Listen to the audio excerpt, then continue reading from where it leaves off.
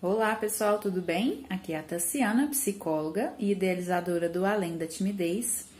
Essa semana eu resolvi falar um pouquinho sobre o medo de falar em público, né? Algumas pessoas já me perguntaram se quem tem medo de falar em público tem fobia social, né? Se é a mesma coisa ou não.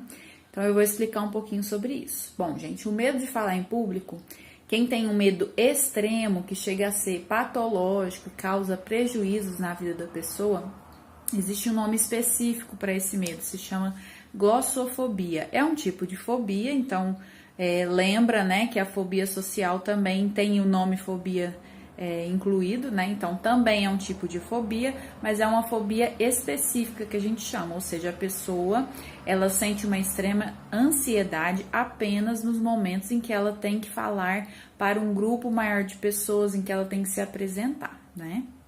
Eu já vi muitos casos de pessoas que têm esse medo de falar em público extremo, mas também tem medo de outras coisas, né? Então também se sente muito ansioso em outros tipos de interação social, e aí então essa pessoa já seria enquadrada na fobia social e não apenas tendo glossofobia, né? Bom, é importante sobre esse assunto, gente, a gente avaliar o que é um medo comum, até considerado normal, porque, gente, falar em público é uma coisa complicada mesmo, né? A não ser para as pessoas que fazem isso há muito tempo.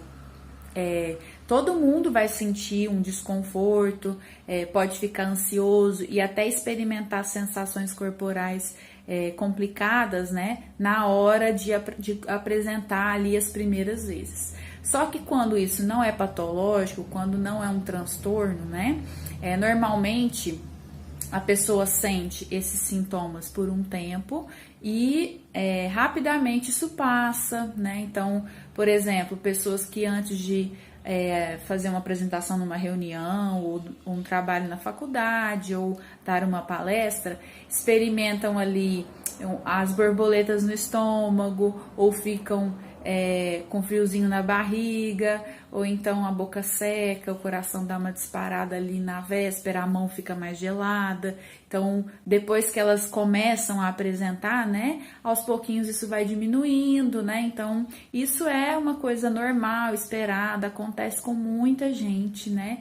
Existem palestrantes que relatam que mesmo fazendo isso há muitos anos, né, quando vão dar palestras para um grupo maior de pessoas, também se sentem ansiosos, né? Então a gente tem que também não exagerar no aspecto de achar que tudo é uma doença, que tudo é ruim, que eu não posso sentir isso, né? Então existe esse medo de falar em público, esse nervosismo natural e normal. Agora, as pessoas que experimentam um medo muito extremo, a ponto de prejudicar elas, tipo, dias e dias antes de dar uma palestra, ou seja, aquilo ali atrapalha completamente a rotina da pessoa, ou seja, quando ela sabe que ela está próxima de uma apresentação, ela passa dias sofrendo com aquilo, não dorme direito, não se alimenta e só pensa naquilo e acaba ficando menos produtivo, e aí na hora, né, ou tem vontade de inventar uma desculpa e não comparecer, ou então vai, mas